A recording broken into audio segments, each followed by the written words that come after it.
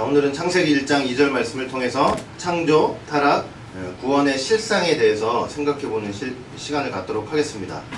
자, 오늘 본문은 하나님께서 첫째 날 빛을 창조하시기 전 상태를 설명을 하고 있죠.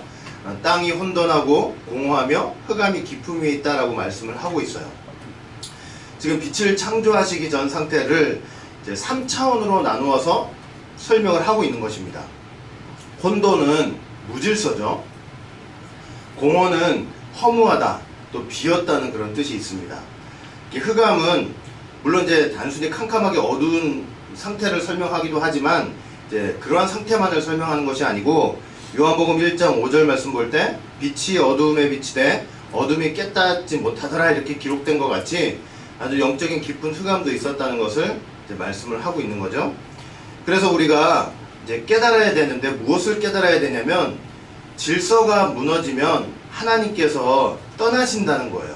하나님께서 좌정을 하시다가 이제 떠나신다는 것을 우리가 분명히 알아야 된다는 거죠. 왜냐면은 혼돈, 즉 무질서 다음에 공허가 바로 따라왔잖아요. 그러니까 공허는 텅텅 비었다는 거 아닙니까? 그래서 텅텅 비었다고 했을 때는요, 바로 하나님께서 거기 계시지 않는다는 거예요.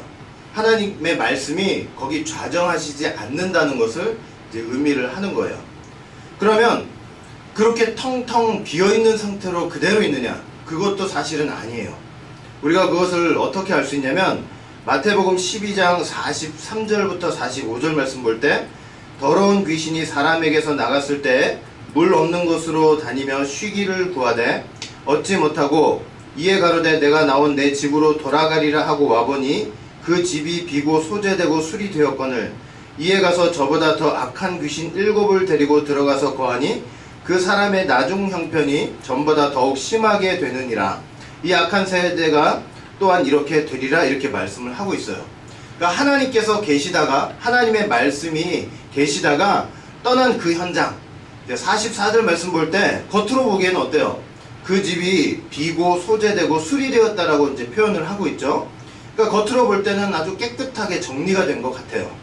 그러나 이전에 들었던 귀신이 자기보다 더 악한 7 귀신을 데리고 들어가서 거했다고 사실은 말씀을 하고 있는 거예요.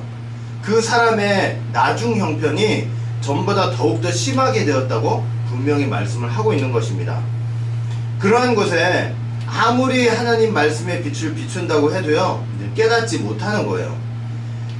무질서한 곳에 있으면요, 결국 뭘 잘못하고 있는지 전혀 알지 못한다는 것입니다. 얼마나 무섭습니까? 여러분, 질서가 없는 세계가 이렇게 무서운 세계를 사실은 가져오는 거예요. 너무나도 악한 7 귀신이 역사하는 세계죠. 그러니까 귀신 하나만 역사해도 정신이 없는데 7 귀신이 역사한다고 할 때는 정말 난장판 되는 거예요. 말 그대로 아무리 말씀을 해도 깨닫지 못하는 세계가 되는 것입니다.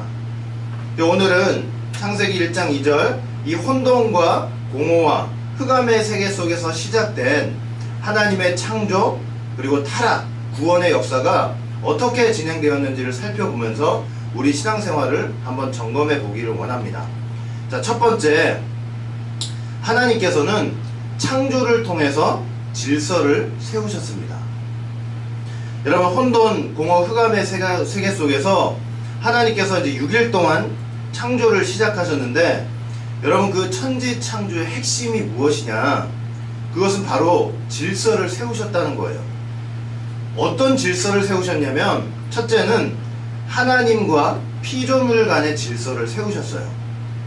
여러분, 창세기 1장을 보시면 하나님께서 천지 창조를 하시면서 어떻게 우주 만물을 창조하셨습니까? 잘 읽어보시면은 한 가지죠. 하나님이 가라사대. 하나님이 가라사대.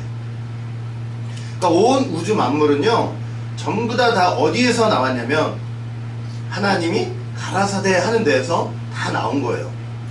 이것은 어떤 것을 의미하느냐면 하나님의 말씀은, 즉 가라사대는 창조주고 사람을 비롯한 온 우주 만물은 다 피조물이라는 사실을 알려주는 거예요. 너무나도 분명하고 확실한 질서를 사실은 세우신 것입니다. 여러분, 창세기 2장을 보시면은 하나님께서 아담과 언약을 맺으셨죠? 창세기 2장 16절 17절 보시면 여호와 하나님이 그 사람에게 명하여 가라사대 동산 각종 나무의 실과는 네가 임의로 먹되 선악을 알게 하는 나무의 실과는 먹지 말라. 네가 먹는 날에는 정령 죽으리라. 이렇게 하시면서 언약을 세우셨어요. 자, 이것은 사실은 하나님이 아담에게 현장 교육을 시키신 거예요. 어떤 현장 교육을 시키신 것이냐면 선악을 알게 하는 그 나무를 통해서 창조주와 피조물 간의 질서를 눈으로 보여주신 거예요. 하나님께서는 말씀하시고 명령하시는 자고 사람은 거기에 순종해야 되는 존재라는 것을 사실은 보여주신 것입니다. 그러니 아담은 선악을 알게 하는 나무를 볼 때마다 사실은 무슨 생각을 했었어야 하느냐면, 야, 하나님께서는 이렇게 나에게 명령하시고 말씀하시는 분이구나, 그리고 나는 거기에 순종해야 될 존재구나 하는 이 질서를 사실은 깨닫고 있어야 된다는 거였어요. 선악을 알게 하는 나무는 나와는 전혀 상관없는 하나님 주권에 속한 것이구나, 그리고 나는 그 주권에 그저 순종해야 될 존재구나, 나는 하나님과 절대로 동등할 수 없는 피조물일 뿐이구나, 이런 인식을 사실은 하고 있었어야 된다는 것입니다. 여러분, 이러한 질서 속에서 만약에 아담이 끝까지 있었다고 한다면요, 마침내 생명나무의 과실을 먹게 되는 귀한 축복을 받았을 것입니다. 그 다음에 두 번째, 하나님께서 창조를 통해서 어떤 질서를 세우셨냐면 피조물 간에도 질서를 세우셨어요. 여러분, 무엇보다 같은 피조물이라고 해도 사람과 우주 만물 간의 질서를 세우셨어요. 여러분, 하나님의 형상을 닮은 사람은 온 우주 만물을 다스리는 자죠. 그래서 바다의 고기와 공중의 새, 땅에 움직이는 모든 생물들은요, 사람의 다스림을 받는 존재들이에요. 그래서 창세기 1장 28절 말씀을 보시면 하나님이 그들에게 복을 주시며 그들에게 이르시되 생육하고 번성하여 땅에 충만하라, 땅을 정복하라, 바다의 고기와 공중의 새와 땅에 움직이는 모든 생물을 다스리라, 이렇게 명령을 하셨잖아요. 그래서 같은 피조물이라고 해도 하나님의 형상을 닮은 사람은 다스리는 자예요. 그리고 나머지 피조물은 바로 그 하나님의 형상을 닮은 사람에게 다스림을 받아야 할 그런 존재들이었던 거예요. 이게 바로 뭐냐면 질서예요, 질서. 그 다음에 세 번째, 사람과 천사에 대한 질서도 세우셨어요. 여러분, 지금 우리가 천사보다 못해 보여요, 더 나아 보여요? 못해 보이죠? 그러나 본질적으로는 그게 아니에요. 히브리서 1장 14절 말씀 볼 때 모든 천사들은 부리는 영으로서 구원 얻을 후사들을 위하여 섬기라고 보내심이 아니뇨, 분명히 말씀을 하셨죠. 그러니까 모든 천사들은 부리는 영이에요. 섬기는 영이에요. 구원 얻을 후사들을 섬기는 존재가 바로 이제 천사라는 것입니다. 이것이 사람과 천사 간에 있는 궁극적인 질서예요. 그 다음에 네 번째, 하나님께서 창조를 통해서 어떤 질서를 세우셨냐면 사람과 사람 사이에도 질서를 세우셨어요. 여러분, 우리가 이 질서에 대해서 정확히 알아야 돼요. 아니, 뭐 너도 사람 나도 사람인데 사람 간에 무슨 높고 낮음이 있으면 질서가 있을 수 있느냐, 이렇게 얘기할지 모르지만, 여러분, 이 사람과 사람 간의 질서를 이해하지 못하면 예수님을 온전히 믿고 영접할 수가 없는 거예요. 왜 그러냐면 예수님도 이 땅에 어떻게 오시기 때문에 그래요? 사람으로 오시기 때문이에요. 그런데 사람 간의 질서를 인정하지 않으면 예수님을 높은 분으로 인정할 수가 없는 거예요. 자, 이 사람과 사람과의 질서는 우리가 어떻게 알 수 있냐면 남자와 여자를 통해서 알 수 있어요. 남자와 여자를 통해서. 여러분, 남자는 하나님의 생기를 통해서 여자보다 먼저 창조된 존재예요. 그래서 디모데전서 2장 13절 말씀 볼 때 이는 아담이 먼저 지음을 받고 이와가 그 후며, 이렇게 말씀하고 있죠. 그러니까 남자와 여자를 비교하는 데 있어서, 자, 남자에 대해서 뭐라고 설명했냐면 먼저 지음을 받았다, 이렇게 말씀을 하고 있죠. 그래서 남자는 먼저 지음 받은 존재예요. 근데 이게 중요해요. 이게 왜 중요하냐면 이게 구속사적으로 뭘 보여주기 때문에 중요하냐면 예수님께서 온 우주 만물보다 먼저 계신 자가 된다는 것을 알려주기 때문이에요. 자, 그 다음에 여자는요, 그리고 또 남자는 하나님으로부터 아주 직접적으로 언약의 말씀을 들은 존재예요. 선악을 알게 하는 나무의 열매를 먹지 말라. 먹으면 정령 죽는다. 이 하나님의 말씀은 누가 들었어요? 남자가 들은 거예요. 남자가 직접적으로 하나님 앞에 들은 거죠. 또 이것도 중요한 거죠. 왜냐하면 이것이 구속사적으로 볼 때 예수님께서 태초부터 하나님과 함께 하셨던 말씀이라는 사실은 보여주고 있기 때문이에요. 그래서 이처럼 남자라고 하는 것은 이런 것 때문에 여자보다 앞선 질서가 사실은 있는 거예요. 여자는 반면 하나님이 그 남자의 갈빗대를 취해서 나중에 만드신 존재죠. 그리고 하나님의 언약을 아담으로부터 들어야 될 존재인 거예요. 그래서 남자와 여자는요, 어떤 관계를 보여주냐면 말씀의 전수 관계를 사실은 보여주고 있어요. 언약 전수 관계. 남자는 말씀을 전하는 존재, 그리고 여자는 그 남자로부터 말씀을 받아야 하는 존재. 그래서 남자와 여자 간에도 이러한 질서가 있다는 것을 우리가 반드시 기억을 해야 할 것입니다. 자, 큰 두 번째. 자, 그런데 타락이라고 하는 것은 뭐냐? 타락이라고 하는 것은 이렇게 하나님께서 창조를 통해서 세우신 질서가 무너진 것을 말씀을 하는 거예요. 그래서 타락을 통해 어떻게 질서가 무너졌느냐? 첫 번째는 천사의 반란이에요. 이사야 14장 12절 14절 보면 너 아침의 아들 계명성이여 내가 내 마음에 이르기를 내가 하늘에 올라 하나님의 묵별 위에 나의 보좌를 높이리라. 내가 북극 지폐의 산 위에 좌정하리라. 가장 높은 구름에 올라 지극히 높은 자와 비기리라. 이렇게 얘기를 했단 말이죠. 그리고 에스겔 28장 2절 말씀 봐도 네 마음이 교만하여 말하기를 나는 신이라. 내가 하나님의 자리 곧 바다 중심에 앉았다고 이렇게 말씀을 하고 있어요. 여러분, 궁극적으로 천사라고 하는 것은 아까도 말씀드렸지만 구원 얻을 성도들을 섬기는 존재죠. 그런데 자기의 그 위치와 질서를 다 깨트려 버린 거예요. 심지어 하나님의 권위까지 넘보면서 내가 하나님의 자리에 앉았다 하는 그 엄청난 교만으로 질서를 무너뜨려 버린 것입니다. 근데 이렇게 질서를 무너뜨려 버린 이 천사는 그래서 타락을 하고 말았죠. 이사야 14장 15절 볼 때 그러나 이제 네가 음부 곧 구덩이의 맨 밑에 빠치우리로다 이렇게 말씀을 하고 있어요. 그러니까 자기의 생각, 자기의 지혜, 자기의 계획을 믿고 그렇게 하나님 자리에 앉으려고 하다가 질서를 무너뜨리려고 하다가 가장 높은 곳에 올라가려고 하다가 결국은 어떻게 됐어요? 지옥 가운데서도 구덩이 맨 밑 가장 낮은 곳에 이렇게 빠치우게 되었던 것입니다. 자, 그 다음에 두 번째, 뱀의 반란이 있어요. 그럼 뱀도 하나님께서 창조하신 들짐승 중에 하나였죠. 그런데 창세기 1장 25절 말씀 볼 때 하나님께서 짐승을 종류대로 창조하시고 보시기에 좋았다라고 분명히 말씀을 하셨어요. 그러니까 뱀도 하나님 보시기에 분명히 좋았던 때가 있었던 거예요.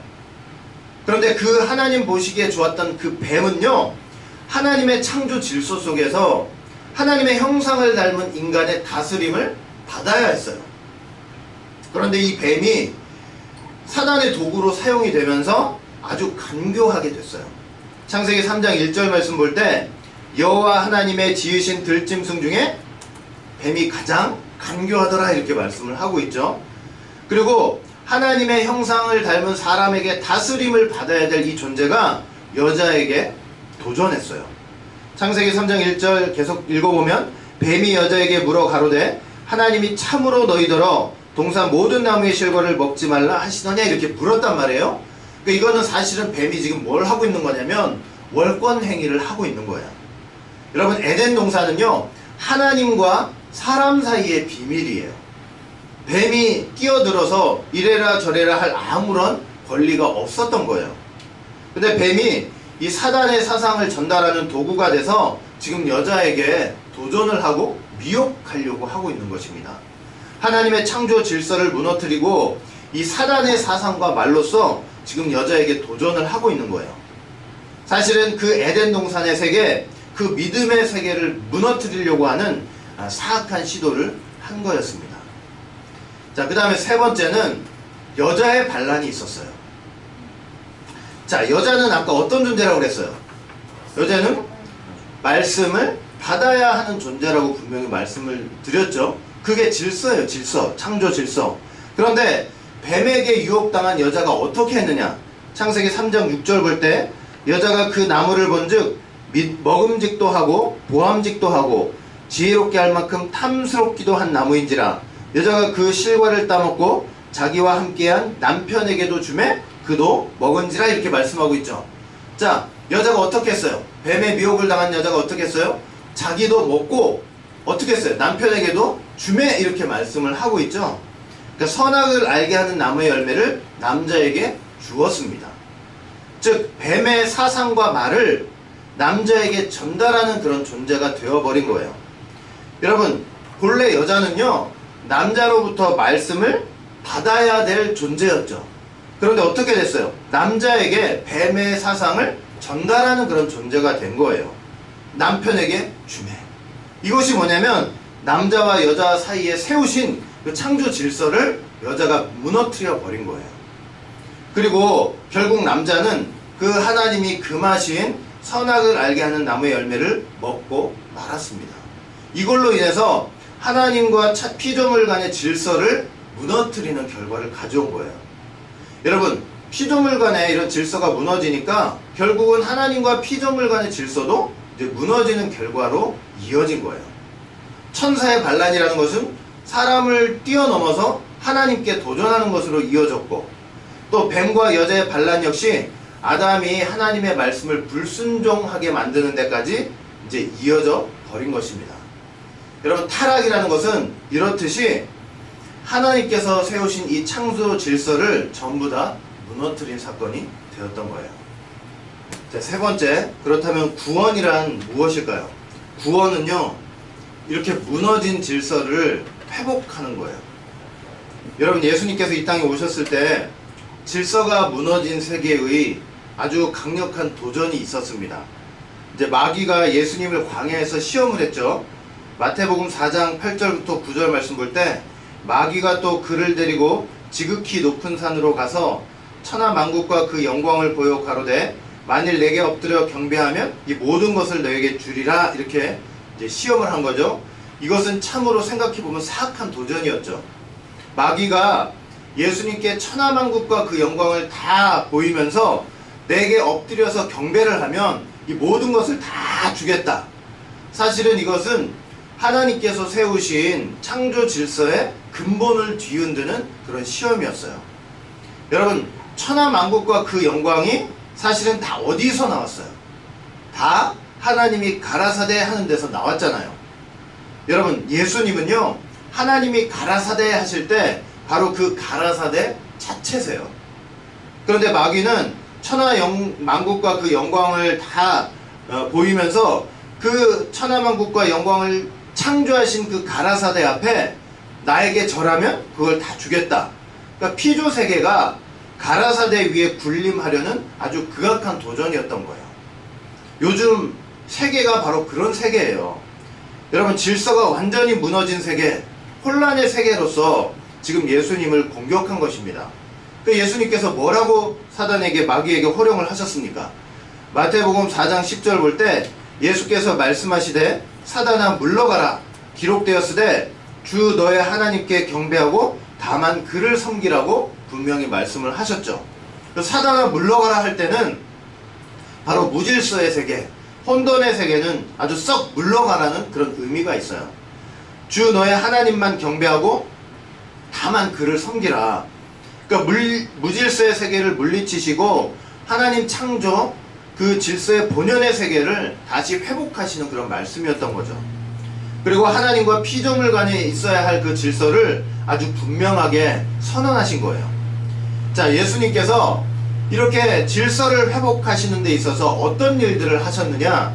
첫째는 그 복음을 천사가 아니라 그의 성도들에게 전하셨어요.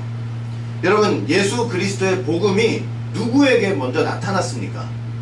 골로새서 1장 26절 27절 볼 때 이 비밀은 만세와 만대로부터 오므로 감추었던 것인데 이제는 그의 성도들에게 나타났고 하나님이 그들로 하여금 이 비밀의 영광이 이방인 가운데 어떻게 풍성한 것을 알게 하려 하심이라.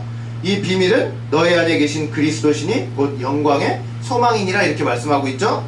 그래서 그의 복음, 예수님의 복음이 그의 천사에게 나타났고 이렇게 말씀하지 않았어요.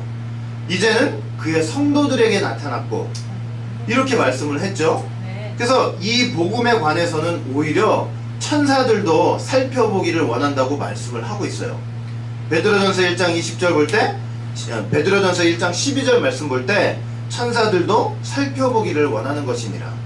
바로 사람과 천사 간에 있어야 될 그 질서를 아주 분명하게 회복하신 거예요. 어떻게 하심으로? 예수님의 복음을 천사가 아니고 사람에게 나타내심으로. 여러분, 그래서 천사의 지혜가 아무리 뛰어나고 훌륭해 보여도 사실은 사람에게 주신 복음, 만세와 만대로부터 감추었던 그 비밀에 비하면요, 사실은 종의 지혜밖에는 되지 않는 거예요. 이제는 감히 천사가요, 자기의 지혜를 가지고 내가 지극히 높은 자와 한번 비교해보겠다, 나는 신이라 내가 하나님의 자리에 앉았다, 이렇게 할 수가 없는 것입니다. 두 번째는 어떻게 질서를 회복하셨냐면, 예수님이 이 땅에서 자신만이 참 남자임을 이제 선언을 하신 거예요. 여러분, 타락한 세계라는 게 어떤 세계예요? 말씀을 들어야 될 여자들이 전부 다 남자 노릇하는 세계예요. 우리가 타락한 세계를 딱 한마디로 정의를 하면 어떻게 할 수 있냐면, 창세기 3장 6절 말씀 그대로 남자에게 주매, 남편에게 주매, 이렇게 한마디로 딱 정리를 할 수가 있어요. 그것도 말씀을 전하는 게 아니죠. 선악을 알게 하는 나무의 열매예요. 세상 사상, 바벨론 사상, 사단 사상이죠. 그러므로 말미암아 전부 질서가 파괴됐잖아요. 그런데 예수님이 오시면서 나만이 남자라는 거예요. 이 땅에서 가짜 남자 노릇하는 것들 다 폐하여 버리시는 역사예요. 그러니까 예수님 자신 말고는 나머지는 다 여자라는 것입니다. 그래서 마태복음 9장을 보시면요, 예수님께서 자신을 신랑이라고 분명히 표현을 하셨어요. 마태복음 9장 15절 볼 때 예수께서 저희에게 이르시되 혼인집 손님들이 신랑과 함께 있을 동안에 슬퍼할 수 있느냐, 이렇게 말씀을 했죠. 그리고 마태복음 25장 보면 열처녀 비유가 나와요. 하나같이 다 신랑을 기다리는데 그 신랑이 누구를 상징하는 거예요? 바로 예수 그리스도를 상징하는 거죠. 마태복음 25장 1절, 그때 천국은 마치 등을 들고 신랑을 맞으러 나간 열처녀와 같다, 이렇게 말씀을 하고 있잖아요. 그리고 세례 요한도 예수님을 어떻게 소개를 했냐면 신부를 취하는 신랑이라고 말씀을 했어요. 요한복음 3장 29절, 신부를 취하는 자는 신랑이다. 여러분, 이게 무슨 말이에요? 그러니까 여자가 남자 노릇하던 거, 남편에게 주매 하는 그것을 다 폐하시는 역사인 거예요. 전부 다 참 남자인 신랑인 나에게 와서 말씀을 들으라는 것입니다. 남자로부터 말씀을 듣는 너 그 본래 자리를 회복해야 한다고 말씀을 하시는 거예요. 여러분, 여자는 돕는 배필이에요. 돕는 배필이라는 것은 원어를 볼 때 눈앞에 마주 대하는 자로서 도움을 주는 사람이라는 그런 의미가 있어요. 그러니까 무슨 말이에요? 한눈 팔지 말고, 남자 노릇하지 말고, 참 남자인 예수님 앞에서 떠나지 말고 그 말씀을 들으라는 거예요. 그것이 바로 무너진 질서의 회복인 거예요.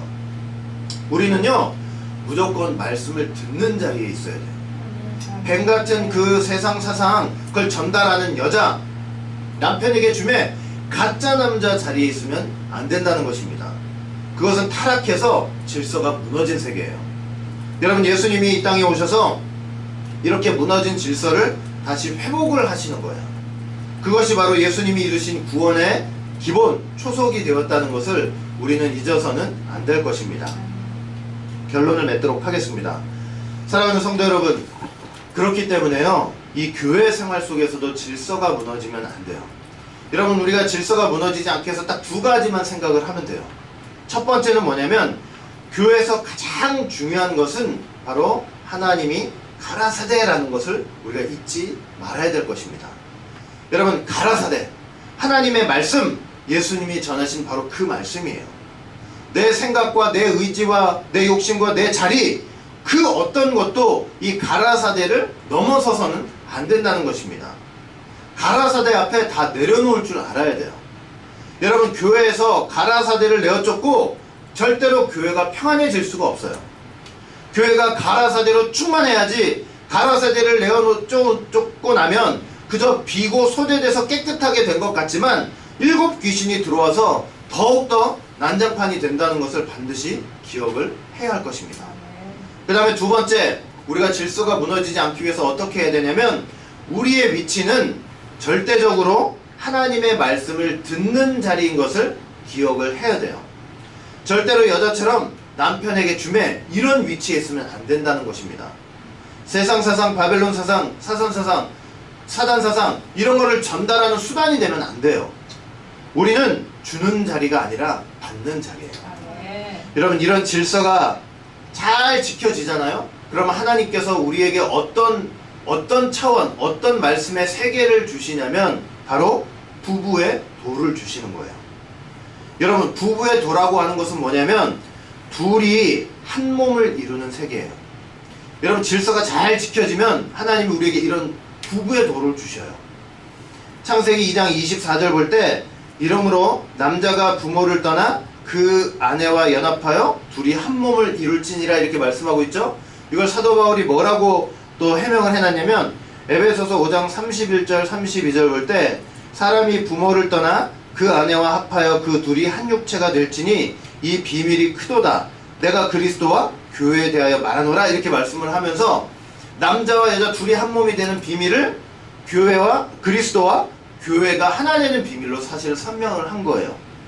여러분, 아까도 말씀드렸지만은 하나님과 사람 사이에는 질서가 있어서 하나님과 동등될 수 없습니다. 그런데 부부의 도 가운데 있다면 하나님 안에서 우리가 하나가 될 수 있다는 거예요. 여러분, 사도 바울은요 온 우주 만물이 통일된 세계, 하나된 세계가 있다는 것을 분명히 증거했어요.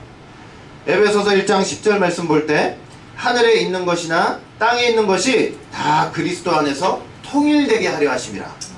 에베소서 4장 6절 말씀 봐도 하나님도 하나이시니 곧 만유의 아버지시라. 만유 위에 계시고 만유를 통일하시고 만유 가운데 계신다 이렇게 분명히 말씀하고 있죠. 그래서 부부의 도라고 하는 것은요 참으로 고차원적인 말씀의 세계를 가리키는 거예요. 하나님, 사람, 온 우주 만물 다 질서가 있어서 동등될 수 없지만 이 부부의 도 안에서는 하나가 되는 그런 세계가 될 수 있다는 것을 증거하고 있는 거예요. 자, 그런데 이 부부의 도는 질서가 잘 지켜지는 속에서만 있게 된다는 것을 꼭 기억해야 돼요. 에베소서 5장 33절 볼 때 너희도 각각 자기 아내 사랑하기를 자기같이 하고 아내도 그 남편을 경외하라고 말씀을 하고 있어요. 남편은 아내를 사랑해야 되죠? 그런데 아내는 또 남편을 어떻게 하라고 그랬어요? 경외하라고 말씀을 했어요. 그런 속에서 하나가 된다는 거예요. 그러니까 사랑하면서도 경외하는 세계예요. 이것이 부부의 도예요. 둘이 한 몸을 이루는 세계예요. 서로 간에 너무나 사랑하고 친해요. 그래서 막 하는 세계가 아니라 서로 두려워할 줄 하는 세계. 그래서 그걸 통해서 하나가 된 세계가 바로 부부의 도인 거예요. 그래서 부부의 도라고 하는 것은 이렇게 질서 속에서 이루어진 세계라는 것입니다. 여러분, 우리 교회가 바로 이런 고차원적인 말씀의 세계까지 나아가야 한다는 거예요. 여러분, 하나님의 창조라는 것은 질서를 세우신 거죠. 그 다음에 타락이라는 그 질서가 무너진 거예요. 예수님을 통한 그 구원의 기초가 뭐냐면 무너진 질서를 회복하는 거죠. 그리고 궁극적으로 그 회복된 질서 속에서 어디에 이르는 것이 구원의 완성이냐면 부부의 도에 이르는 것이 구원의 완성이에요. 그래서 여러분 계시록 보시면 천국을 어린 양의 혼인잔치로 설명을 하고 있잖아요. 그 세계가 어떤 세계냐?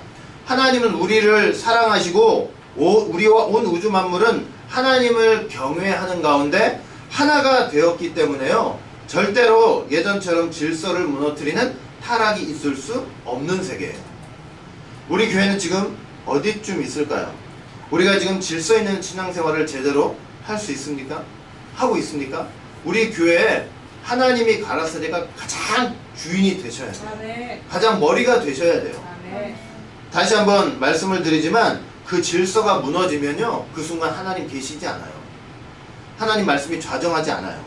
하나님 말씀 떠나면 그 교회가 깨끗해지고 비고 소재진 것 같지만 일곱 귀신이 역사한다는 것을 반드시 기억하시길 바랍니다. 아멘. 우리 오직예수교회 모든 성도들은 정말로 질서 있는 신앙생활을 통해서 부부의 도, 정말 말씀의 고차원적 세계까지 발을 내디시는 귀한 성도가 되시기를 주의 이름으로 축원하겠습니다. 아멘.